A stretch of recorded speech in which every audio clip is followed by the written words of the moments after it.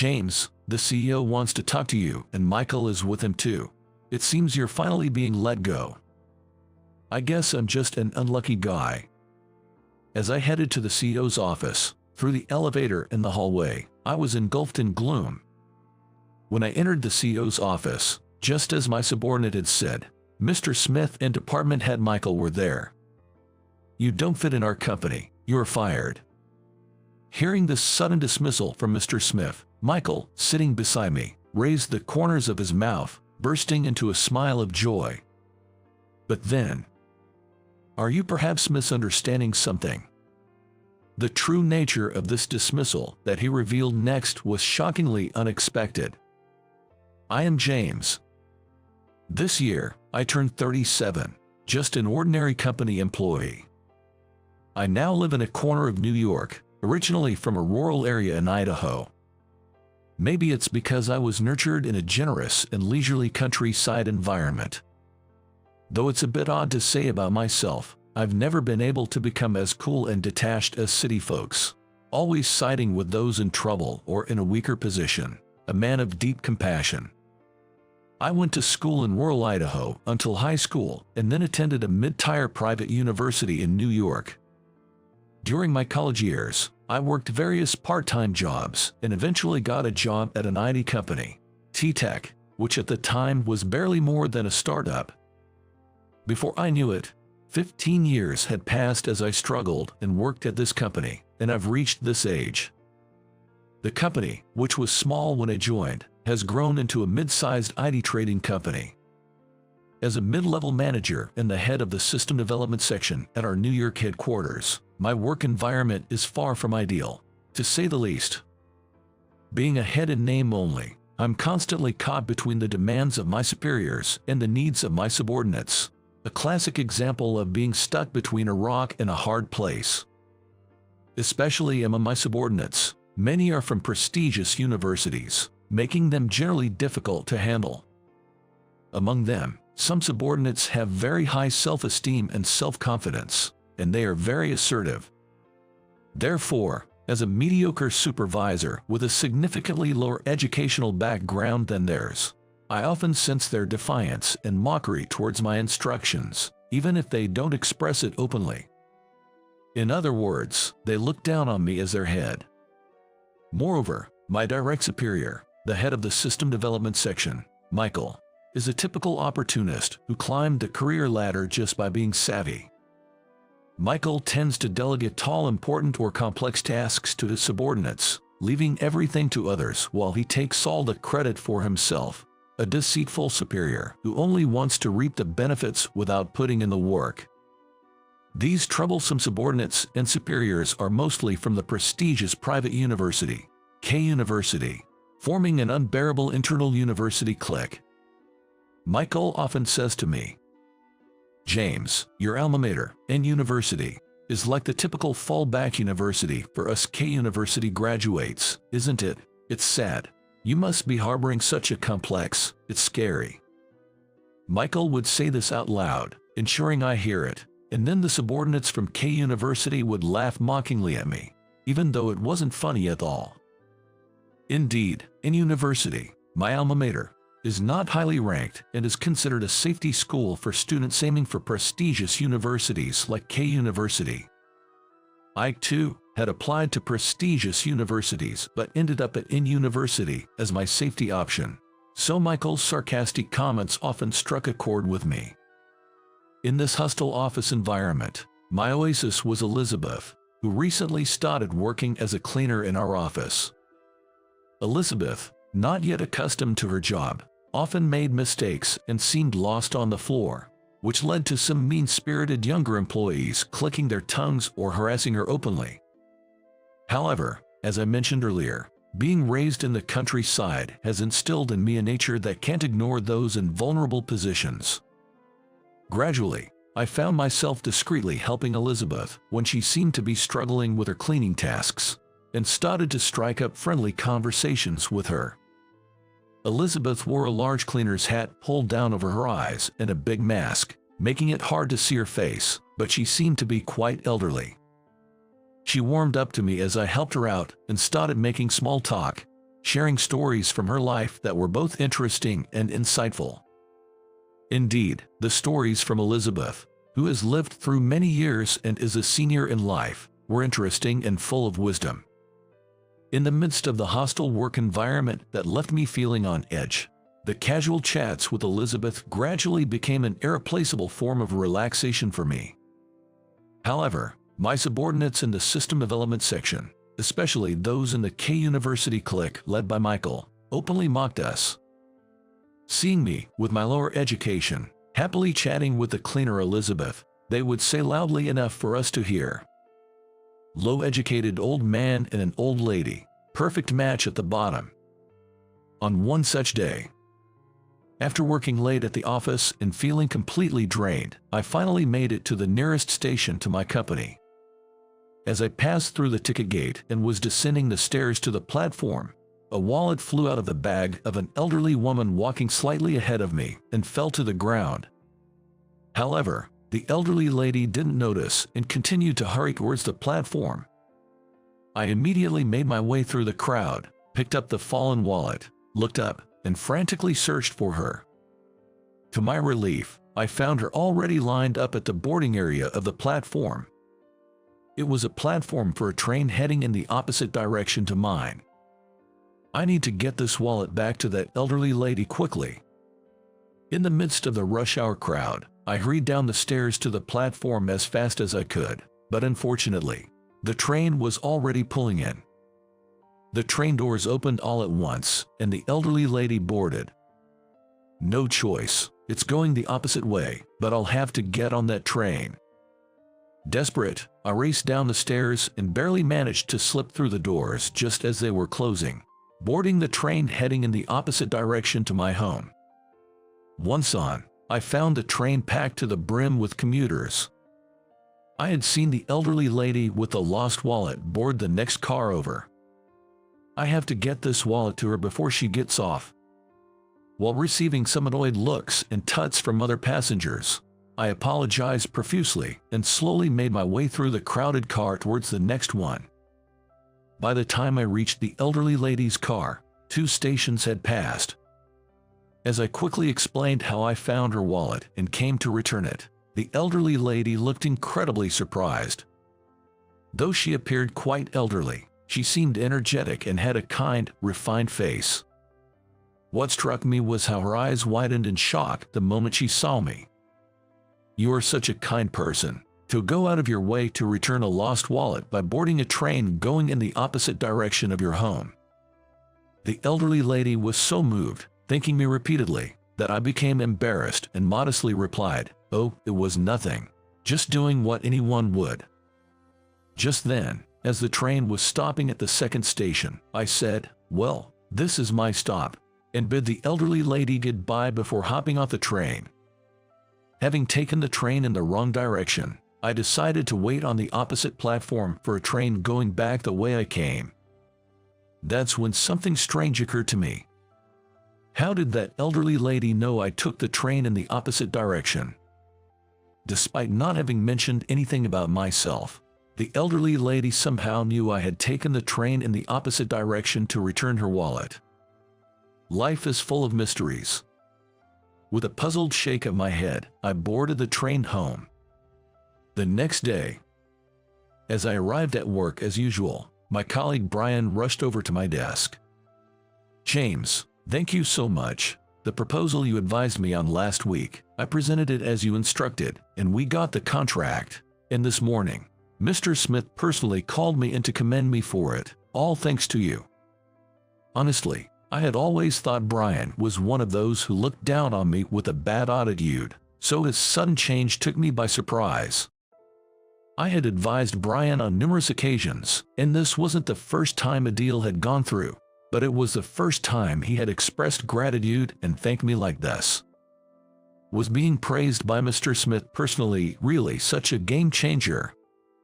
Sensing my skepticism, Brian added, "Yeah, James. The reason I came to thank you is that he told me to. He said, this successful deal is thanks to James, a competent and exemplary supervisor. Make sure you thank him properly." Watching Brian walk away, I muttered to myself, why would he? That day was just the beginning, and from the next day on, the atmosphere around me at work began to change significantly.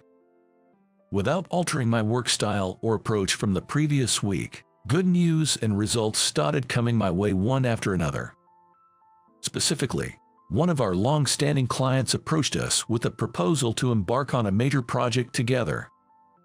And to my surprise, they nominated me as the person in charge from our company. Having worked here for about 15 years, this was the first time I had been specifically requested for a project. In the past, even if I did high-quality work, someone else always seemed to take the credit or obstruct my efforts. It felt like I had gone from being a symbol of misfortune to someone basking in the limelight. I asked Jessica, the client's representative, why she chose me as the contact person for our company, despite there being other employees available. Jessica replied, "It was because Mr. Smith recommended you. He assured us that if it's James from the System Development Department, there can be no mistake. We took the liberty of looking into your past achievements and, true to his word, found you to be an exceptionally capable individual." I was taken aback to hear once again that he had played a role in this. And so, my once luckless corporate life seemed to be taking a turn for the better recently, lifting my spirits and making me grin to myself. Being appointed as the person in charge of an unprecedentedly large project from a client filled me with enthusiasm, and I dived into the preparations. This project was undoubtedly the biggest opportunity in my career, and its success would significantly enhance my reputation. I was brimming with motivation. Day after day, I stayed late at the office, fully focused on preparing for this project. Creating specifications for the newly developed program, drafting various explanatory documents, preparing for presentations, I was giving it my all, drawing on every bit of strength I had. After a month of such dizzyingly busy yet fulfilling days, the final presentation, where I would meet all the clients, was just 2 days away. After tirelessly working through sleepless nights, I managed to complete the new system and nearly finished the specification documents and the extensive materials for business negotiations by yesterday. On the day before the presentation, I arrived at work, trying to contain my excitement, and launched the newly completed system for a trial run. Then, I tried to open the specification document files stored on my PC, along with other files for the business negotiation presentation. But they were gone. All the files had been deleted. Moreover, all the backup files I had made as a precaution were also erased. Even more, all the documents I had printed out and piled up next to my PC just the day before had vanished without a trace. This can't be happening. What on earth is going on? I felt a chill run down my spine and couldn't help but shout out loud. In a panic, I searched under my desk and in my drawers, desperately looking for the stacks of documents, but they were nowhere to be found. As I was doing this, drawn by my earlier shout, some people came over, laughing uproariously. When I turned towards the source of the crude laughter, there were Michael and his entourage, looking down on me with scorn. "Too bad. All those documents you worked so hard on and the files on your PC, this guy threw them all away." Michael, seemingly finding the situation hilarious, intimately burst into laughter, pointing at David, a junior employee. David was a newcomer, but like Michael, he was from K University and had a nasty personality, acting like Michael's lackey. "I thought your files and documents were garbage just like you, so I deleted all the files along with the backups and threw all the paper stacks into the shredder bin." As David made his flippant remark, Michael and the rest of the group burst into uncontrollable laughter. "Haha, it's hilarious, right? Threw them all away. Haha, now James can't do his presentation. Bye-bye, business deal. Oh dear, such a big project gone to waste. What a pity, poor thing." Michael and his cronies mocked and tormented me, making a laughing stock out of me. Glaring at Michael and David, who had deleted the files, I said, "Do you have any idea what you're doing? Aren't you ashamed of yourselves for stooping to such despicable actions?" To which David brazenly replied, "Not at all. We have to nip in the bud any bad influence from our incompetent senior, or it's us, the juniors, who end up getting crushed." Haha, getting told off by the newbie. James, you've been getting a bit too cocky lately because you've been recognized a bit. You were an eyesore, so we just gave you a reality check. Go ahead and embarrass yourself in the business meeting and revert back to your mediocre self. And don't you dare get ahead of yourself ever again. Michael, seizing the moment, vented his true feelings. Hearing Michael's appalling words, I realized everything. Michael, the department head of system development, was deeply resentful that I, a mere supervisor, had been appointed by the client for a big project, bypassing him. I felt his actions were clearly driven by ugly jealousy towards me. Stunned by their actions and responses, I was left speechless as Michael, with a parting shot of "Let this be a lesson. Never overstep again, you worthless supervisor," walked away with his entourage from my desk. As I watched their retreating figures with a sense of despair, I muttered to myself. All the backup files were deleted, and all the documents were thrown away. I could start over from scratch, but there's absolutely no way I can finish before the day after tomorrow's business meeting. It's all over. How could I have been so careless? I blamed myself for leaving my PC unlocked and for carelessly leaving the documents by my desk, feeling a sense of futility in hindsight. The next day, I went to work feeling utterly despondent. With the business meeting now seemingly doomed, my spirit hit rock bottom, and I was overwhelmed with depression, barely able to stand. Unable to focus on work, I went to the break room alone, repeatedly sighing and holding my head in my hands. Embarrassingly, I felt a lump in my throat from my own inadequacy. Then, someone patted my shoulder. Looking up, I saw Elizabeth, the cleaner, looking at me with concern. Elizabeth, sorry, I'm not really in the mood for small talk right now." As I said this, Elizabeth smiled kindly with just her eyes showing, then presented something she had been hiding behind her back. To my astonishment, it was the stack of documents I had printed out, which were supposed to have been thrown away by David. The specification documents for the new system, the materials for the presentation, and all the documents for the business negotiations were all there, intact. "What, Elizabeth, where did you find these?" Surprised, I asked, and Elizabeth replied, "The day before yesterday, when I was collecting trash, I found a large stack of documents in the bin for shredding, which isn't usually there. It seemed odd, so I checked and saw they were the documents you'd been working so hard on every day. I thought to myself that I couldn't let such important things be shredded, so I collected and saved them all right there." At that moment, Elizabeth appeared to me like a saint. "Elizabeth, thank you so much. With these, I can go ahead with tomorrow's presentation and negotiation. You saved me at the last minute. You're my savior, Elizabeth. Thank you." Overwhelmed with gratitude, I couldn't help but rejoice, and Elizabeth watched me with a pleased expression, nodding repeatedly as she spoke. "What goes around comes around. You're my savior, after all." Faced with Elizabeth's cryptic remark, I looked at her in bewilderment, only to see her chuckle amusingly in response. The following day, I was able to attend a presentation for the big project we were working on with our client, and thanks to the documents, I managed to conduct a successful presentation. The subsequent negotiations also ended in great success, leading to contracts with several major client companies. It turned out to be one of the largest deals in the history of my company, T-Tech. Elizabeth, thank you. The negotiations were a huge success thanks to you.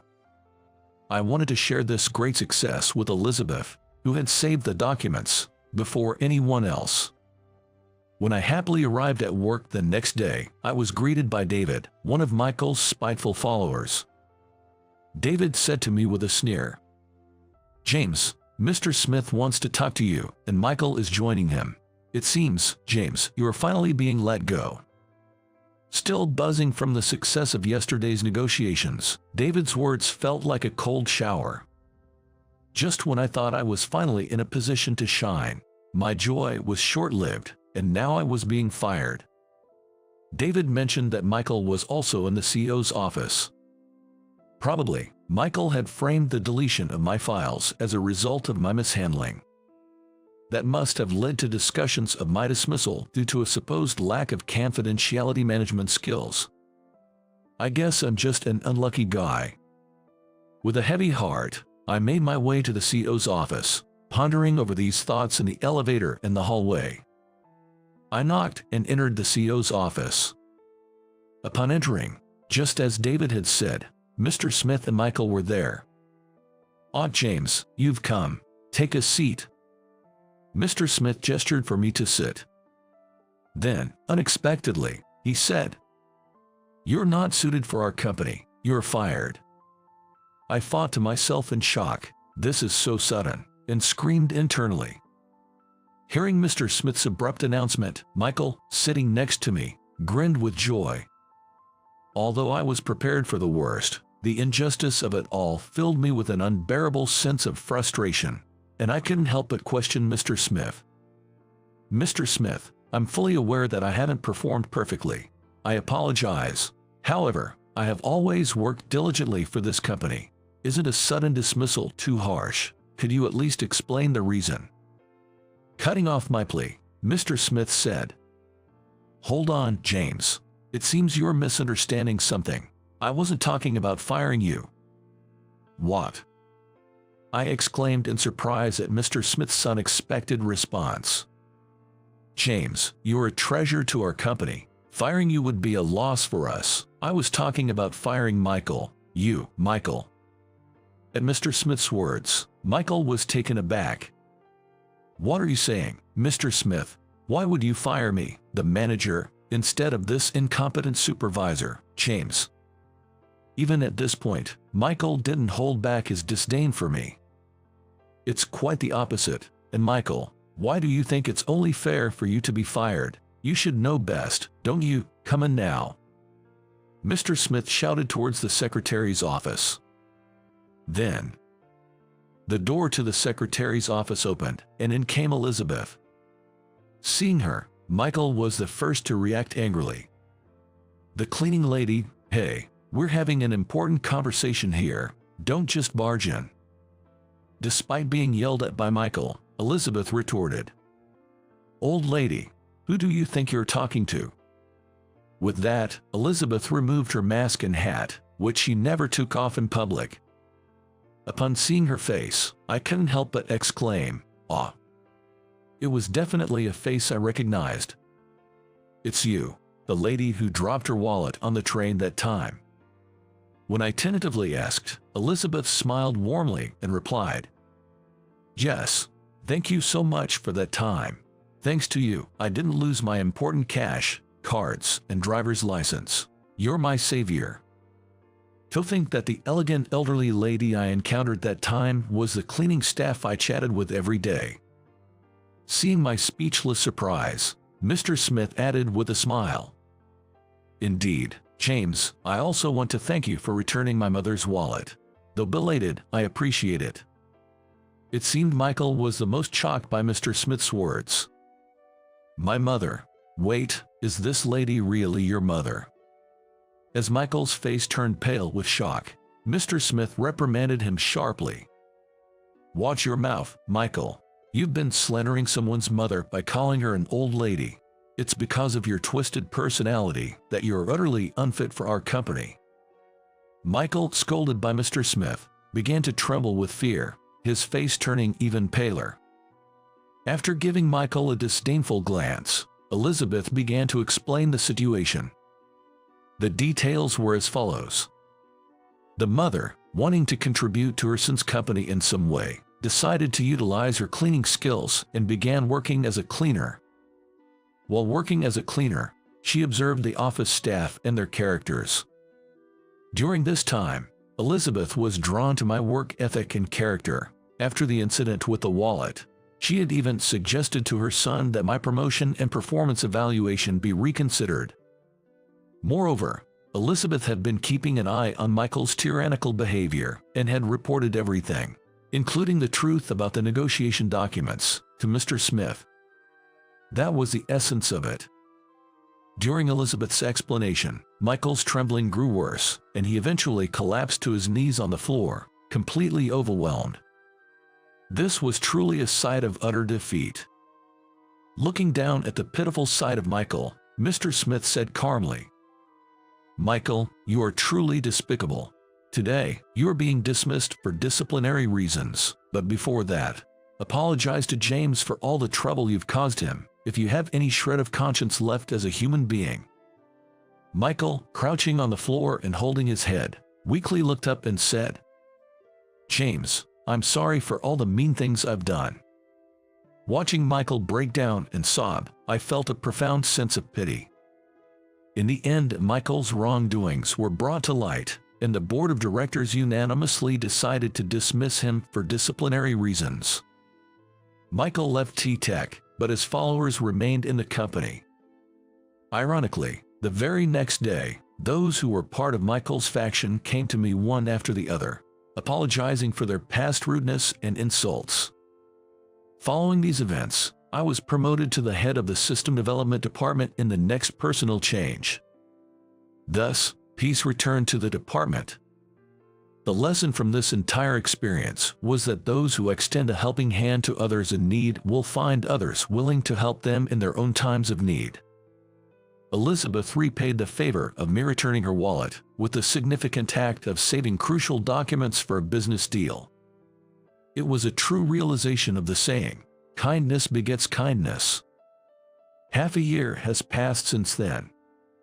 As the new department head, I continue to have a good relationship with Elizabeth, Mr. Smith's mother, who still works as a cleaner from time to time, and we often enjoy chatting together as a break from work.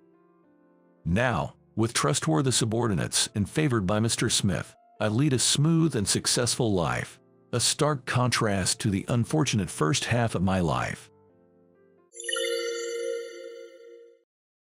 Oh my, it's been a while, but I recognized you right away because you still look as frail and scruffy as ever. Are you wandering around here because you are sick? At the hospital, I ran into a classmate who, for some reason, always disliked me in high school. You've always been weak-minded and incompetent, but to be physically weak as well is just the worst. How pitiful. Well, I'm actually your attending physician. Excuse me. My name is James. I work as a resident doctor at the hospital. Doctors are considered to be among the successful in this world, but as far as I'm concerned, that's not the case at all. The term successful probably applies to every doctor but me. Hi, Dr. Smith. How many children do you have? I'm still single. Mistaken for a married man by a patient, the hospital room was enveloped in an awkward atmosphere. Nurses, overhearing my conversation with the patient, struggled to suppress their laughter at the edge of my vision. Dr. Smith, you somehow look older. Is it because you're worn out? Isn't that a bit harsh to say in my face? Often mistaken for being older than my actual age due to my appearance, I frequently receive harsh comments from the nurses. Even though I became a doctor, my life is still far from luxurious due to my medical school loans. I'm in debt. So, the prospect of enjoying a meal out with a woman was out of the question, and the position as my girlfriend has been vacant for a long time. I must admit, I have a dull personality and simple thought processes. Fortunately or not, I rarely dwell on my misfortunes or unhappiness, managing to sleep off most concerns without it affecting my health. Even when I do notice, I think, I've lived this far without worrying. Why start now and just let it go? My family and friends often look at me with a mix of pity, calling me naive. However, I couldn't care less about other people's opinions. Even I, however, can't help but feel down when faced with the sharp words from the nurses who have both beauty and talent. They would say, "Dr. Smith, maybe you should take a shower, or it would be nice if a wife to take care of you would show up soon," offering nothing but harsh opinions. Even today, after a night shift, a colleague said to me, "You should shave your beard at least. It might make that face of yours look a bit better." "Even with this face is unnecessary," I muttered to myself, but I follow everyone's advice, as usual, and continue down the path of an unattractive loser. One day, a nurse scolded me upon seeing my appearance.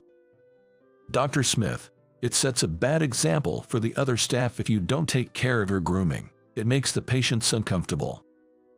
Looking in the mirror, I saw my hair was a mess from sleeping in. Rushing and without time to style my hair or shave, my appearance was far from commendable. Indifferent even to my own appearance, I spend my days being reprimanded by those around me. "Dr. Smith, please don't sleep here." "Yes, yes." Nearly dozing off with a cup in hand, I was jolted awake by the sharp voice of the head nurse, Emily. Though the coffee in the cup swayed, it fortunately didn't spill on my lab coat. Had I stained my coat, Emily would have scolded me again. Today, I was unexpectedly asked to step in for a surgery, which ended up taking a long time. As a result, I had to stay overnight at the hospital, and by the time I finished the paperwork I had planned to do, I was starting to feel extremely sleepy.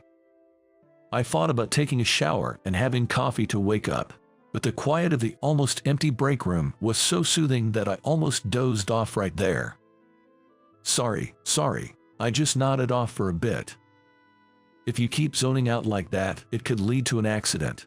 Snap out of it. My apologies. Here you go. This is the file for your new patient. Please go over it. After getting a bit of a scolding from Emily as usual, I was briefed about the new patient. While flipping through the file, I came across a familiar name and frowned and thought, Is it a name you recognize?" Seeing the patient's name and age, I found myself thinking back to an old classmate from long ago. Maybe I should go check on them. "Hey, you're off duty now, so please take off your lab coat. Otherwise, you might end up being given more work." Following Emily's advice, I quickly took off my lab coat and headed to the patient's room. Just before I reached the room, the patient came out and we bumped into each other head-on. Just as I recognized her immediately, she seemed to recognize me at once as well. She looked surprised at first, but then her face settled into the same mocking expression she had over a decade ago. Well, it's been a while, but you're still as scrawny and shabby as ever. I recognized you immediately. Are you loitering around here because you are sick?" She seemed to mistake me for a patient, looking at my worn-out, pajama-like clothes. "You are always weak-minded and incompetent, but to be physically weak too, that's just pitiful." She bombarded me with these harsh words, and I could only respond with a wry smile. Her name was Susan. She was a high school classmate, and although I don't recall ever doing anything to offend her, she had an intense dislike for me from our school days. It's possible I had said something insensitive, but we really had nothing to do with each other. We were in different classes and, under normal circumstances, would hardly have interacted. Yet, whenever our eyes met, she glared, and if I was nearby, she clicked her tongue. If I so much as broke a school rule, she would eagerly report me to the teachers. Back when I was more impulsive than I am now, I confronted her once when she glared at me. "Hey, did I do something to you?" That was the first time we ever spoke, and from then on, her hostility only seemed to grow. She completely ignored my question, as if my mere existence bothered her, and found fault with everything I did. She was the first in our school to get into a prestigious Ivy League university, and at the time, she was the talk of both the morning assembly and the staff room. Being openly disliked by her, a beautiful, smart, and responsible class president, meant that I was even told by our homeroom teacher to apologize for things I hadn't done. Even now, as adults, it seems her animosity towards me remains. Trying not to provoke her further, I carefully chose my words to clear up her misunderstanding. "Actually, I'm your attending physician." "What?" Her face froze at my words. Didn't you know? My last name is Smith. I only saw the last name. I had no idea you were my doctor. I recognized you immediately. It seems you haven't changed your last name, so you're not married. I realized I had misspoken when the atmosphere around her turned icy. Susan's face morphed into a terrifying scowl, and by the time I realized I shouldn't have mentioned her marital status, she had turned her back on me in indignation and stormed back into her room. Left standing there, I was at a loss, shoulders slumped. I really messed up. Although I wanted to apologize immediately, the curtains were drawn around the bed, clearly shutting me out. I could already envision a complaint reaching the hospital and getting a severe reprimand from Emily. The next day, I resolved to apologize to her and headed to her room. I was bracing myself for a complaint from her, but surprisingly, there was none from her. However, that's not to say there was absolutely nothing. A nurse who happened to pass by and overheard the conversation reported it, and through a different route, I still ended up getting scolded by Emily. I guess I'm the guy who's not only unpopular but also unlucky. As I approached Susan's hospital room with heavy steps, I could hear a man's voice through the slightly open door. Just when I thought you could finally work at a decent place, this happens. I'm utterly disappointed in you. The harsh words from the man made me freeze in place. I've been subjected to various sarcastic comments, but I've never been spoken to with such coldness. Why can't you be like your sister? You always drag the family down with such shameful actions. The following woman's voice sounded distressed. It can't be helped. She's doing her best in her own way. Expecting more is just pointless. Another woman cut her off with a gentle voice. I checked the name on the hospital room again. It was indeed Susan's room. I didn't choose to be here. I could hear Susan's voice trying to argue back, but it lacked the usual forcefulness with which she criticized me. Her voice was small and trembling.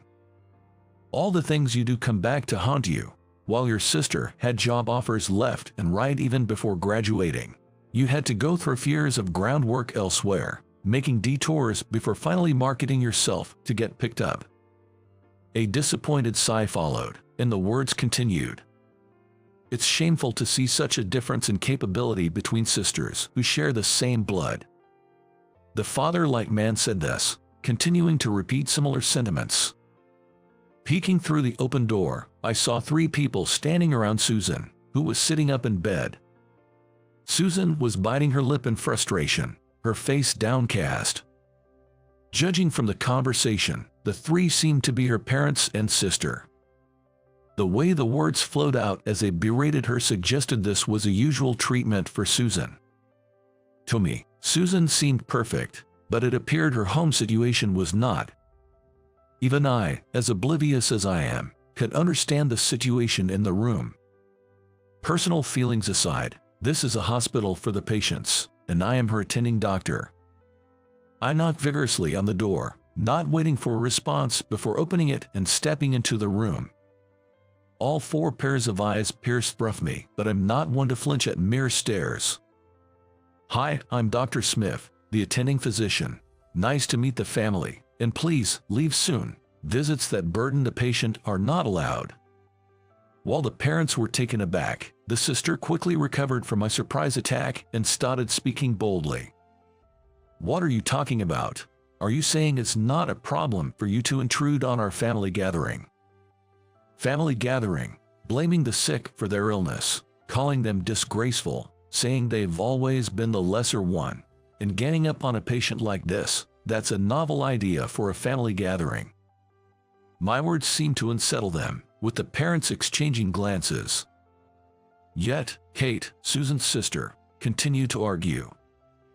We're family, and that's why we can say these things. It's for her own good. Kate, with a sticky, sweet smile, was about to say more when Susan cut her off with a cry. Stop it, what's for my good? You don't care about me at all. Susan must have been holding back a lot until now. Her patience seemed to have run out as she vented her frustrations on her family. No matter how hard I try, I've never been praised. This is wrong, something's missing. Kate did this. Kate was like that. Kate would have. I'm sick of it. Susan's voice was almost a scream by the end, causing her sister to retract her creepy smile and snort. It can't be helped. The truth is, you are inferior to me. Telling you the truth and making you understand your place is what families do. You really are a hopeless case. Kate sighed with twisted logic, and I felt a chill down my spine. But Susan, who must have been aware of her sister's abnormality, completely ignored her and glared at her parents. When Kate wanted a pet, you immediately got a dog for her, but when I brought home a stray kitten, you told me you'd given it away while I was at school, right, Mom? But then, a year later, my family-loving sister told me the truth. It wasn't given away. You had taken it to the shelter to be put down, and you didn't tell me right away because you knew I'd go looking for it. Susan's voice trembled slightly with tears, but after taking a deep breath, she continued calmly. You're right, Kate. I was a fool. I'm done seeking love from people like you. From now on, you don't have to think of me as family. And I won't think of you that way either, so please leave. Don't ever come back.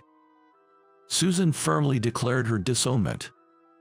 With that, her sister snorted. Then, from now on, even if you're in trouble, don't rely on us. I doubt anyone would want to help you. Fight your illness on your own. Kate spat out those words and left the hospital room with her parents. The room became silent once they were gone, returning to its usual sterile atmosphere. Days later, in the courtyard on a mild spring day, I approached Susan, who was sitting on a bench looking up at the sky. Hey there. She glanced at me briefly, keeping her face turned upwards. Since the day she broke ties with her family, her prickly attitude towards me had softened somewhat. But it hadn't disappeared entirely. I still got a sharp comment whenever we met. Are you sure it's okay to have such an unreliable doctor? That's a harsh way to put it. I'm worried I might catch some strange germs from this unhygienic doctor. Despite the harsh words, the nurses have been reassuring, saying that I'm competent, so there hadn't been any formal complaints yet. But my mentality is certainly wearing thin. Ignoring Susan's reaction, I sat down beside her. Are you feeling nervous? I tried to speak as gently as possible. Susan's surgery was scheduled in 2 days. Even if it went well, she would need lifelong medication and occasional convalescence. I was much more nervous during my final job interview. Believe it or not, I had an offer from an international company. That's amazing. I was genuinely impressed, but Susan smiled self-deprecatingly. Well, I had to decline it because of my illness. My family was disappointed, and they lashed out at me. It was a mess. Far from receiving sympathy from her family, she was actually in such a situation. They probably blamed her more for declining the job offer rather than worrying about her illness. That's unfortunate, but with your talents, once things settle down, there'll be plenty of companies wanting you. When I tried to cheer her up, Susan fell silent for a moment before speaking. You've been a bit of help, you know. It was the first time she had mentioned what happened in the hospital room. Why did you help me? You thought I was a terrible person, didn't you? I'm your attending physician. After all, it's my job to put noisy visitors in their place. I put on a show of bravado. Honestly, I'm not usually that assertive. Back then, I really didn't want to intervene, and there was a chance I would have been talked down. If Susan hadn't declared her estrangement, it might have led to an ever-ending argument. I've hated you since high school. Really. It hurt to be told that directly, but I tried to remain calm. You weren't particularly good-looking or smart, always walking around confidently with your messy hair and wrinkled shirt. You were careless and insensitive, often upsetting teachers and girls. She spoke in a flat voice, recounting my embarrassing past. I try to live without dwelling on the past, but remembering it now is cringeworthy. My self-esteem was definitely taking a hit. But you always had people around you, and you got along well with your brother, who was a year ahead. No one really spoke badly of you to your face. Indeed, no one directly confronted me about my character. I had been scolded many times, but I also received plenty of praise. I must have had a fairly normal upbringing. I was trying so hard in that family, yet nobody loved me, and I couldn't get along with my sister. I always wondered, why is it so unfair? I would probably feel the same if I were in such a household. Then you appeared, seemingly without effort, having everything I wanted. You got along with your brother so naturally, and I resented you for it. That was the reason Susan had always been hostile towards me. Even though we both have siblings, what's the difference between you and me? Siblings. Even though I understood her reasoning, I still had to clear up a misunderstanding. Well, I don't know if it's okay to say this now, but my brother and I aren't actually blood related. What? Susan, who had been gazing up at the sky for a while, turned to face me for the first time. Her eyes were wide, possibly from surprise. Both my brother and I are adopted. Our parents are foster parents, and I could probably find out who my real parents are if I looked into it, but I've never felt the need to do so. Adopted, both of you? Yeah, we have other siblings too, all of them adopted. It's kind of like a collection, but to me, they're what I'd call family. How come you get along so well with your brother, just like a real family, even though you're step-siblings? It wasn't all perfect from the start. We've been through a lot, but overcoming those challenges, we've built a bond stronger than that of real brothers. I had no idea about any of this. Back then, we weren't exactly in a position to share such stories, you and I. For those close to me, our family's story was well known, but for Susan, who was unaware, it must have been quite a shock. After hearing my story, Susan looked down, her expression filled with deep thought. I'm really the worst. Being in such a privileged position, and yet harboring envy without knowing the full story, taking out my frustrations on you. I'm as bad as they say. She suddenly seemed to lose her confidence, which took me by surprise. Hey, don't get so down all of a sudden. You're scaring me. I'm just an unattractive girl anyway. It seemed my words struck a nerve, but it also revived her spirit as she glared at me. I'm always told I'll be fine on my own. That's what all you guys say. I'm just a woman unloved by her family or anyone else. While I felt a bit of empathy for her self-deprecation, I sighed in relief when I noticed someone in the corner of my eye. That's not true.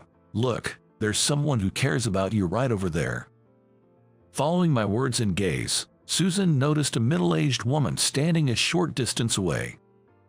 The woman, named Dorothy, had been a long-time housekeeper at Susan's home. She could be considered Susan's second mother, worried about her after her family stopped visiting and coming to take care of her during her hospital stay. She's a good person. She always asks me to take good care of you.